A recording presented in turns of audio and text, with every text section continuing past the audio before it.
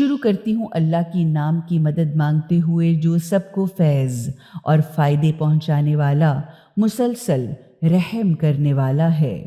یاسین، یعنی اے وحی کے سننے والے انسان، مراد رسول صلی اللہ علیہ وآلہ وسلم۔ قسم ہے اس گہری، بالکل ٹھیک ٹھیک دانائی کی باتوں والے قرآن حکیم کی کہ حقیقتاً آپ صلی اللہ علیہ وآلہ وسلم رسولوں میں سے ہیں، بالکل سیدھے راستے پر ہیں، اور یہ قرآن اتارا ہوا ہے اس عزت والے، زبردست طاقت والے، مسلسل بے حد رحم کرنے والے کا، تاکہ آپ برے کاموں کے برے انجام سے اس قوم کو ڈرائیں اور خبردار کریں جس سے باپ دادا کو ڈرایا سمجھایا نہیں گیا تھا، تو وہ بے خبری اور غفلت میں پڑے ہوئے ہیں۔ ان میں سے زیادہ تر لوگ تو خدائی عذاب اور سزا کے مستحق ہو ہی چکے ہیں، چنانچہ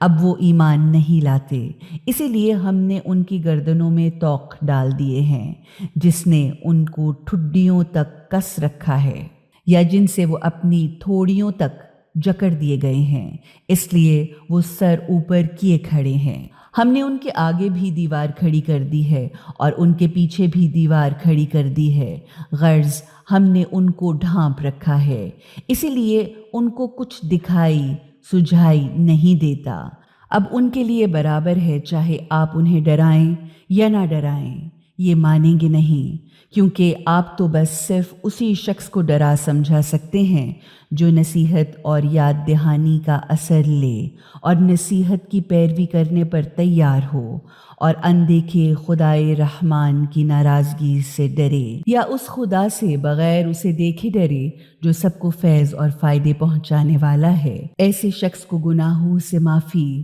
خدا کی چھائی ہوئی ڈھانپ لینے والی رحمت اور باعزت اجر و ثواب کی خوشخبری سنا دیجیے، کیونکہ ہم یقینی طور پر مردوں کو زندہ کرنے والے ہیں، اور ہم لکھتے جاتے ہیں اسے جو وہ کر چکے ہیں، اور وہ بھی جو ان کے اعمال کے اثرات ہیں، یعنی وہ اثرات بھی لکھتے جاتے ہیں جو انہوں نے اپنے پیچھے چھوڑے ہیں۔ مزید یہ کہ ہم نے ہر چیز کا احاطہ روشن مرتبے والے امام مبین میں بھی کر دیا ہے، اور ان کے سامنے مثال دیجیے اس خاص بستی والوں کی کہ جب ان کے پاس ہمارے بھیجے ہوئے رسول ہمارا پیغام لے کر آئے تو انہوں نے ان دونوں رسولوں کو جھٹلا دیا۔ تو ہم نے تیسرے کو مدد کے لیے بھیجا تو ان رسولوں نے اپنی قوم سے کہا ہم تمہاری ہی طرف بھیجے گئے ہیں۔ اس پر بستی والوں نے کہا تم کچھ نہیں ہو مگر ہم ہی جیسے چند انسان،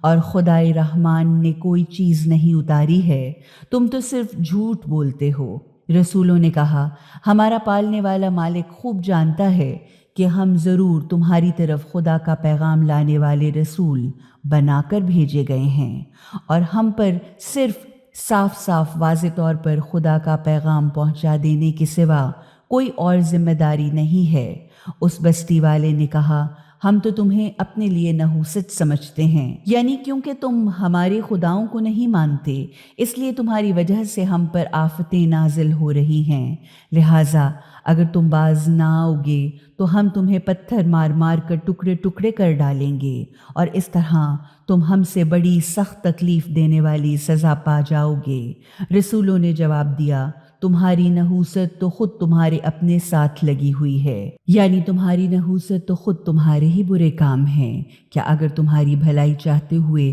تمہیں نصیحت کی جائے تو تمہیں یہی کچھ کرنا چاہیے؟ اصل بات یہ ہے کہ تم حد سے گزرے ہوئے برے لوگ ہو، یعنی اصل بات تو یہ ہے کہ تم ہو ہی زیادتی کرنے والے لوگ۔ اتنے میں شہر کے دور ترین کنارے سے ایک شخص دوڑتا بھاگتا ہوا آیا اور اس نے کہا اے میری قوم والو، ان رسولوں کی بات مان لو، یعنی ان رسولوں کی سچی تعلیمات و اعمال کی پیروی اختیار کر لو، ان کی پیروی کرو جو تم سے کوئی اجر یا معاوضہ تک نہیں مانگتے،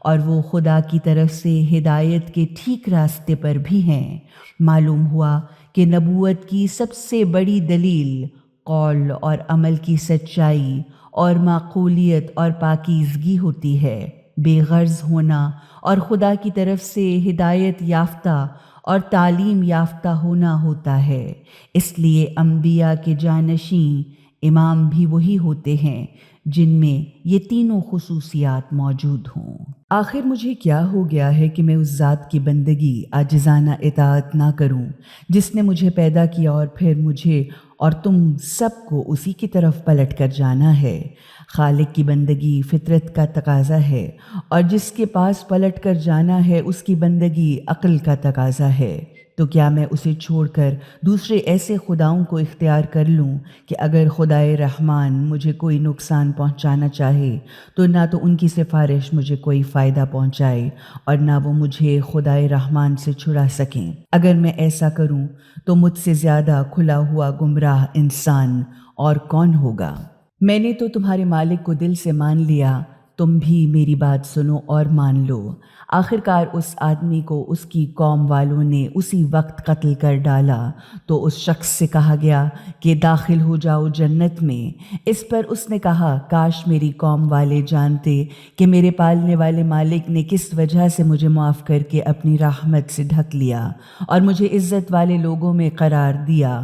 معلوم ہوا کہ جو دوسروں کی بھلائی چاہے، لوگوں کی ہدایت کا کام خلوص سے انجام دے اور انبیاء کی مدد کرے، اس کو خدا کی طرف سے مغفرت، جنت، رحمت اور عزت حاصل ہوتی ہے۔ پھر اس کے بعد ہم نے اس کی قوم پر نہ تو کوئی لشکر آسمان سے اتارا، نہ ہمیں کسی لشکر کے اتارنے کی کوئی ضرورت تھی، اور نہ ہم خواہ اتنے معمولی سے کام کے لیے کوئی لشکر اتارنے والے ہیں۔ بس ایک دھماکہ ہوا جس سے وہ سب کے سب ایک دم سے بجھ بجھا کر رہ گئے۔ خس کم جہاں پاک، ہائے افسوس ان بندوں کے حال پر، کوئی رسول ان کے پاس نہیں آتا مگر یہ کہ اس کی خوب خوب ہنسی اڑاتے رہے ہیں۔ کیا ان احمقوں نے نہیں دیکھا کہ ان سے پہلے ہم کتنی نسلوں اور قوموں کو اسی جرم میں ہلاک و برباد کر چکے ہیں، اور وہ اب ان کے پاس پلٹ کر آنے والے بھی نہیں ہیں، اور وہ سب کے سب ہمارے سامنے حاضر کیے جائیں گے، اور ان کے لیے وہ مردہ زمین ہماری قدرت کی ایک بہت بڑی نشانی اور دلیل ہے جسے ہم نے مرنے کے بعد زندہ کر دیا، پھر اس سے اناج نکالا تو اب اسی سے وہ اپنی غذا حاصل کرتے ہیں، پھر ہم نے اسی میں کھجوروں اور انگوروں کے باغ پیدا کر دیے، اور اسی زمین میں ہم نے چشمے بھی پھوڑ نکالے تاکہ وہ اس کے پھلوں سے کھائیں، جبکہ یہ سب کچھ ان کے ہاتھوں کا بنایا اور پیدا کیا ہوا نہیں ہے، یا تاکہ یہ کھائیں اس کے پھل اور وہ چیزیں بھی جو ان کے اپنے ہاتھ بناتے ہیں، مثلاً مربے، اچار، روٹی، سالن وغیرہ۔ اس کے بعد بھی کیا یہ لوگ شکر گزار نہیں ہوتے؟ پاک ہے وہ ذات جس نے تمام قسم کے جوڑے پیدا کیے، چاہے وہ زمین کی نباتات میں سے ہوں یا خود ان کی اپنی جنس میں سے ہوں، اور ان چیزوں میں سے بھی جو وہ ابھی جانتے تک نہیں، اور ان کے لیے ایک اور خاص نشانی یا حقیقت تک پہنچنے کی دلیل رات ہے، جس میں سے ہم دن کو نکالتے ہیں تو ایک دم سے ان پر اندھیرا چھا جاتا ہے، اور سورج بھی ہماری قدرت و حکمت کی ایک بڑی نشانی اور دلیل ہے کہ وہ اپنے ٹھکانے کی طرف چلتا ہی چلا جا رہا ہے۔ یہ فیصلہ ہے اور بالکل ٹھیک اندازے کے ساتھ باندھا ہوا حساب ہے اس زبردست طاقت اور عزت والے کا جو ہر چیز سے پوری طرح واقف ہے۔ اب رہا چاند، تو اس کے لیے ہم نے منزلیں مقرر کر دی ہیں، یہاں تک کہ وہ پلٹتا ہے ایسی صورت میں کہ جیسے کوئی پرانی ٹہنی ہو، یا یہاں تک کہ وہ چاند ان منزلوں سے گزرتا ہوا کھجور کی سوکھی شاخ کی مانند ہو کر رہ جاتا ہے۔ غرض نہ تو سورج کے بس میں ہے کہ وہ چاند کو جا پکڑے، اور نہ رات دن سے آگے نکل سکتی ہے، اور پھر سب کے سب ایک خاص مدار یا حلقے کے اندر تیر رہے ہیں، اور ان کے لیے ہماری قدرت کی ایک دلیل یا نشانی یہ ہے کہ ہم نے ان کی نسل کو بھری ہوئی کشتی میں سوار کیا اور پھر ان کے لیے اسی کی طرح کی اور چیزیں بھی پیدا کر دیں جن پر یہ سوار ہوتے رہتے ہیں۔ اب اگر ہم چاہیں تو ان کو ڈبو کر رکھ دیں، پھر نہ تو کوئی ان کی فریاد کو پہنچنے والا ہوگا اور نہ وہ چھڑائے یا بچائے ہی جا سکیں گے۔ بس یہ ہماری رحمت ہی تو ہے جو انہیں پار لگاتی ہے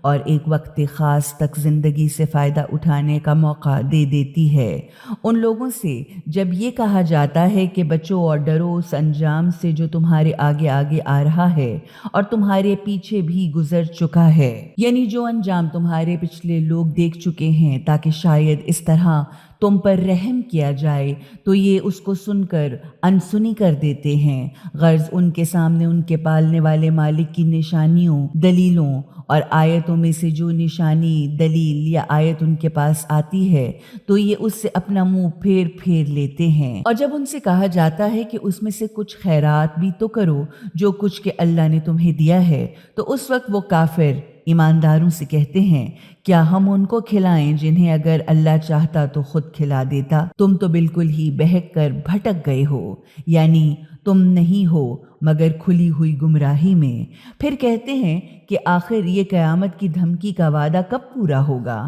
بتاؤ اگر تم سچے ہو۔ اصل میں یہ جس چیز کا انتظار کر رہے ہیں وہ تو بس ایک دھماکہ ہے جو ایک دم سے انہیں ٹھیک اس حالت میں پکڑ لے گا جب یہ اپنی دنیاوی معاملات میں ایک دوسرے سے خوب لڑ جھگڑ رہے ہوں گے۔ اس وقت تو یہ وصیت تک نہ کر سکیں گے اور نہ ہی اپنے گھروں ہی کو پلٹ سکیں گے۔ پھر جب سور پھونکا جائے گا تو ایک دم سے وہ اپنی اپنی قبروں سے نکل کر اپنے پالنے والے مالک کی طرف دوڑ پڑیں گے اور کہیں گے کہ وائے ہو ہماری حالت پر، کیا برا حال ہے ہمارا، آخر یہ کس نے ہمیں ہماری خوابگاہ سے اٹھا دیا؟ یہ تو وہی چیز ہے جس کا خدائے رحمان نے وعدہ کیا تھا اور رسولوں نے سچ سچ بتایا تھا۔ غرض کہ ایک زوردار آواز یا جھڑکی ہوگی جس کے بعد ایک دم سے وہ ہمارے سامنے حاضر کر دیے جائیں گے۔ آج کسی پر کچھ ظلم یا کمی نہ کی جائے گی اور تمہیں وہی بدلہ دیا جائے گا جیسے کام تم کرتے رہے ہو، یعنی آج کسی کے حق میں کوئی کمی نہ ہوگی اور نہ تمہیں کوئی سزا ملے گی سوا اس کے جو کام تم کرتے تھے۔ حقیقتاً آج جنتی لوگ اپنے مزیدار مشغلوں میں خوش و خرم اور مست و مگن ہوں گے اور ان کی بیویاں گھنے سرسبز و شاداب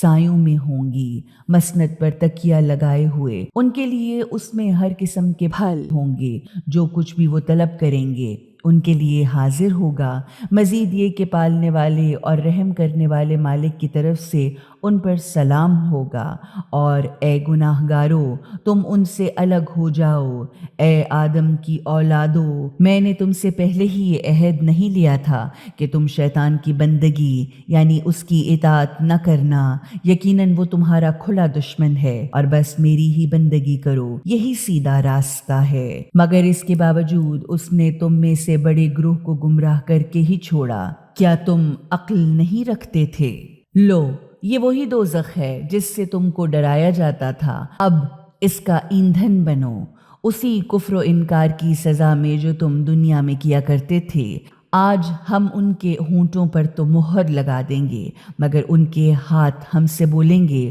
اور ان کے پاؤں گواہی دیں گے کہ یہ دنیا میں کیا کمائی کرتے رہے ہیں۔ اگر ہم چاہتے تو ان کی آنکھوں کو ناپید کر دیتے، پھر وہ اگر دوڑ کر راستہ بھی چلنا چاہتے تو انہیں کہاں سے راستہ سجھائی دیتا۔ ہم اگر چاہیں تو ان کو ان کی اپنی جگہ ہی پر ایسا مسخ کر کے رکھ دیں، پھر یہ نہ تو آگے کی طرف چل سکیں اور نہ پیچھے پلٹ سکیں۔ مثلاً جس شخص کو ہم لمبی عمر دے دیتے ہیں اس کی ساخت اور خلقت کو ہم الٹ دیتے ہیں، یعنی اس کی حالت بچوں کی سی کر دیتے ہیں، تو کیا تم عقل سے کام نہیں لوگے کہ جب ہم زندگی میں ہی اس کو لوٹا دیتے ہیں تو کیا مرنے کے بعد نہیں لوٹا سکتے؟ اور ہم نے اپنے نبی کو شاعری لغو گوئی نہیں سکھائی ہے، اور نہ شاعری کرنا، خیالی پلاؤ پکانا ان کو زیب دیتا ہے۔ یہ قرآن تو ایک نصیحت ہے، یعنی تمہاری بھلائی چاہنا ہے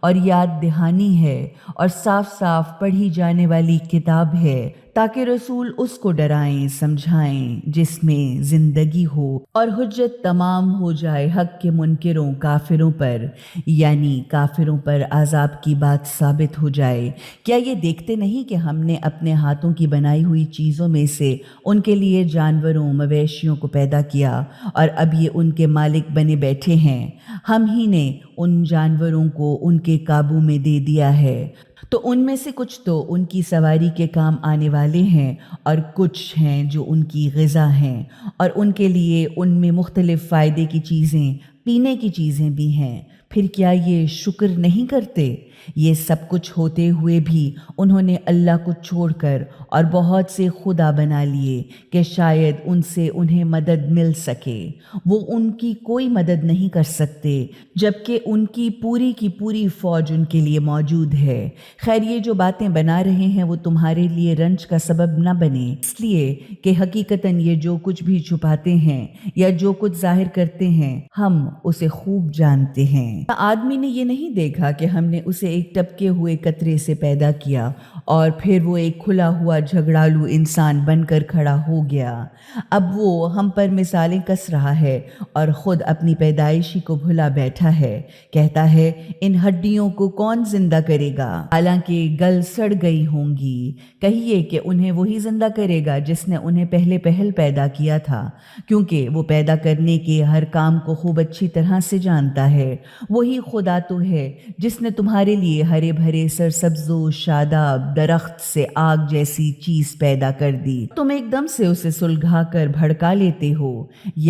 اور تم اس سے یکایک اپنے چولہے سلگھا لیتے ہو۔ کیا وہ خدا جس نے آسمانوں اور زمین کو پیدا کیا اس بات پر قادر نہیں کہ ان جیسے اور لوگ پیدا کر دے؟ کیوں نہیں، جبکہ وہ بہت پیدا کرنے والا بھی ہے اور بڑا جاننے والا بھی۔ اور جب کسی چیز کا ارادہ کرتا ہے تو اس کا کام بس یہ ہوتا ہے کہ اسے حکم دیتا ہے کہ ہو جا، اور وہ ہو جاتی ہے۔ غرض ہر نقص اور عیب سے پاک ہے وہ ذات جس کے ہاتھ میں ہر چیز کا مکمل اقتدار ہے اور اسی کی طرف تم پلٹائے جانے والے ہو۔